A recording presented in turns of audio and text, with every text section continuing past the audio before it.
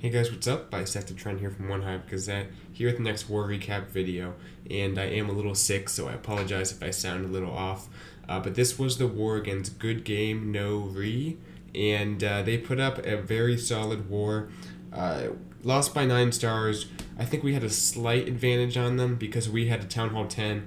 They really didn't have any real Town Hall 10s, they kind of had some 9.5s, kind of like how I am.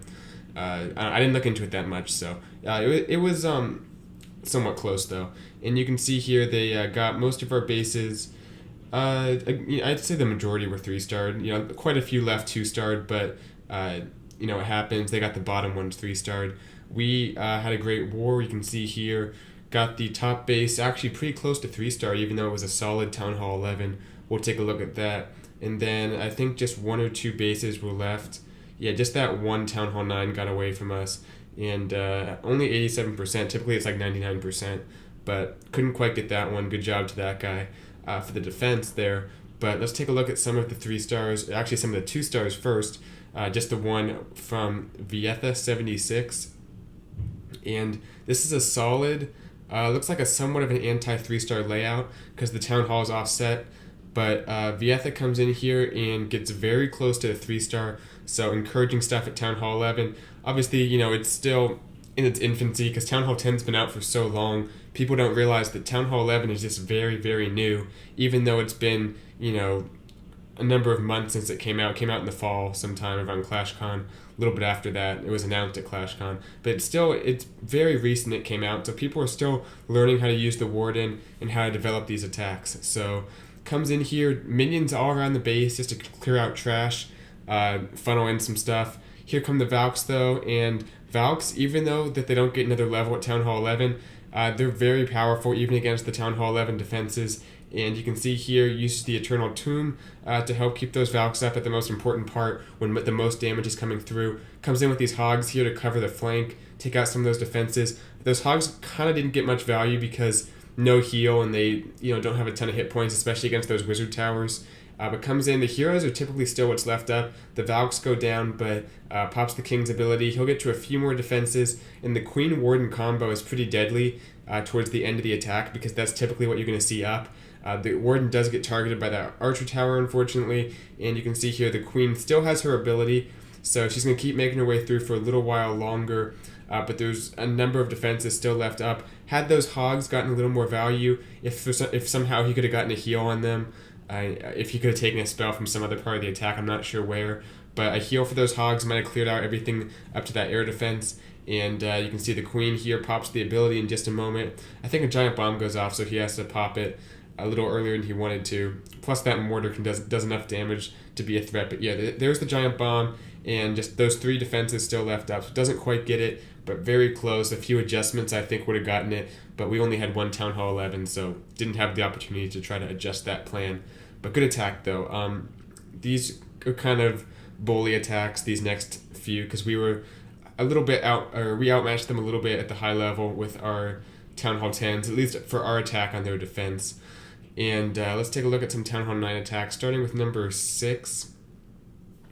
We're looking at Jelly, doing a very nice Valk attack here. And I'm doing my best in these videos recently to try not to show all Valk attacks. I mean, that's almost exclusively what's being used, but every once in a while you see something else, like we'll see the next attack in a moment. But I'd say 4 out of 5 attacks are Valk attacks, Town Hall 9 through Town Hall 11. And I'm not sure if that's a good thing, a bad thing, but I think the balance is starting to get there for Town Hall 10. Town Hall 9, the Valks might be a little bit too OP, maybe some kind of change could be made, but it's still fun. I'm enjoying my time at Town Hall 10, so nothing too urgent there. But anyway, taking a look at this attack, comes in with just a few troops to create a funnel, drops down the King pretty early. You can see the King's taking a bit of damage, but I guess he didn't want to use the Golem because sometimes that's smart. The Valks are going to run out ahead of the King anyway. So this is really the King's time to get value, and he can act as a tank here. Plus with the ability, he has quite a few hit points, and he'll stay up for a while. So sometimes he can replace the Golem if you drop him early enough, I guess. So you can see the Valks moving their way through. Under that heal, they're going to pretty much eat up this base. Here comes some balloons flanking these defenses. and that double giant bomb set going off. Now the hogs are free to come in. The queen eliminating the other double giant bomb set. She barely gets it, and then that Tesla will take her down. One thing I've always wondered about Teslas is, for some reason, the trigger radius to get them to pop up is actually smaller than their actual range. So if a Tesla pops up, it can actually reach farther than what initially triggered it. So it's kind of weird, but that took out the queen. So anyway, the hogs converging on these last few Teslas. The hound is still up, but it's not really a big deal. It's not doing much damage.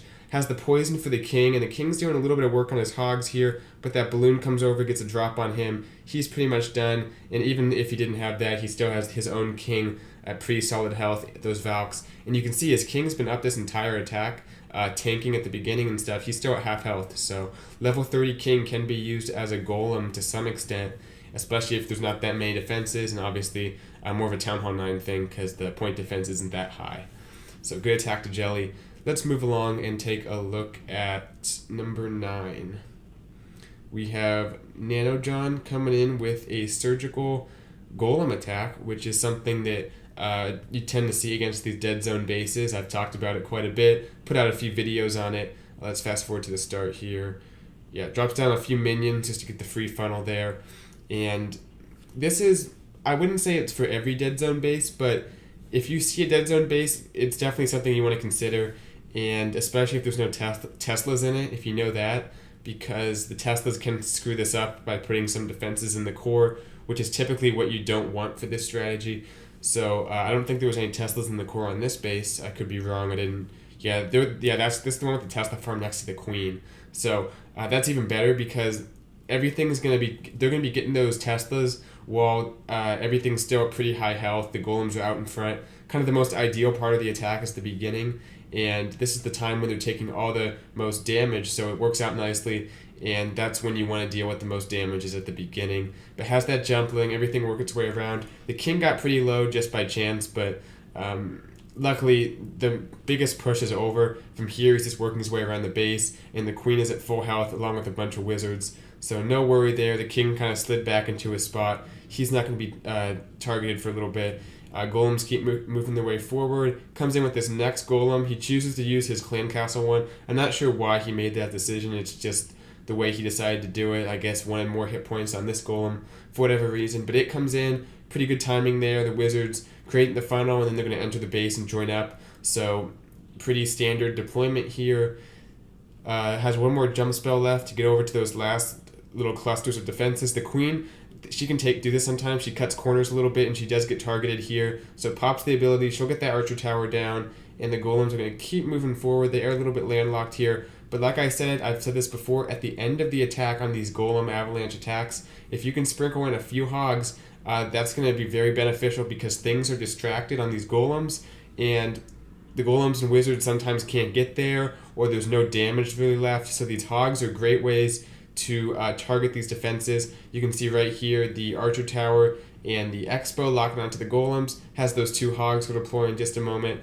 Goes ahead and drops one on that mortar right there. It can't really defend itself, and then it'll move on to the expo. But everything took the jump, and that double giant bomb set does go off, but no big deal. Everything took the jump. The golems are out in front, and like I said, as you can see here, 5 golems is plenty to tank for 3 minutes at Town Hall 9. So as long as those golems are the ones tanking, you don't have to worry about losing all your golems as long as the base is kind of laid out like this. So works out great. Awesome attack to Nano John. Alright, I'm going to take a look at one more, I believe a new member, or a tryout, but new to the channel at least. I haven't seen him before. Walter Sobchak, coming in here with a nice attack and representing the low-level Town Hall 9s in Genesis. So even cooler, has the 15-12 heroes, and a few of his troops aren't maxed out, but the important ones are at least. So anyway, drops down the archer just to get a free building there. There go the Quakes, letting everything be opened up. And if you're wondering why Quakes were used there, I have my Quake versus Jump video. So I want to reference that for anyone who's new to the channel. That's something that can really answer a lot of questions, because I still have people that occasionally ask, when to use Quake, when to use Jump. Just go back to that video, take a look. It's called like which is bigger, Quake or Jump. And it also explains kind of when to use each. so that should make sense for you guys. But he elects to use the Quakes here, which I think is a great idea. CC's kind of lured out, doesn't have a poison, so kind of has to draw it up to the top here. He was probably at Town Hall 8 pretty recently, so he's very familiar with manipulating the CC troops, because sometimes you're using the Quakes at Town Hall 8, you don't have the poisons. But I like just dropping down the Golem. That's always a safe move. The Golem will take a little bit of damage, but as long as you back it up, the CC troops will go down pretty quickly. Has a lot of wizards backing up his Golem, which a lot of people don't like in the war community, and that's something that's kind of considered, kind of a sloppy thing to do. But I think if the wizards are thoughtfully placed, they can actually be very effective, because they do quite a bit of DPS. I mean, they're almost as much as his level 12 Archer Queen. So as long as they're being tanked for, they're really mini Archer Queens in their own right. They can go around and do a lot of damage, especially when you have these low-level heroes. The damage needs to come from somewhere. Just dropping golems in your heroes, if everything's low level, is not going to magically clear out a base. You need some kind of damage dealer. Now, obviously, he has the Valks here, but the wizards are a nice touch to back it up. And comes in with the Hogs here. There is that possible double giant bomb set, so being kind of careful as he works his way around it. I don't think it ended up being there, so awesome. The 2 heals go down, keep the Hogs at full health, everything converging here. Double giant bombs were, as you can see, up top and kind of to the left there. So awesome attack, everything's kind of finishing up here. A few balloons for a nice touch. Go ahead and fast forward because this one's over. Good attack to Walter Sobchak. Alright guys, hope you enjoyed this war recap. Fun one to be in. I had some fun attacks, and been a little bit of a while since an arranged war. We don't have one this weekend, but the next weekend we're planning on something, so I'll let you guys know a little later once that's determined. But until then, just have the regular wars, but should have some good stuff coming out from that. And I know the schedule's been a little bit weird lately for the uploads, but I'm going to get probably 2 done today, and then starting tomorrow, we'll have the mini tip and the regular upload again. So just been a little busy, but I'll get back to normal this weekend. So hope you guys enjoyed this video. Thanks for watching. I'll see you guys later. Bye, Sector Toronto.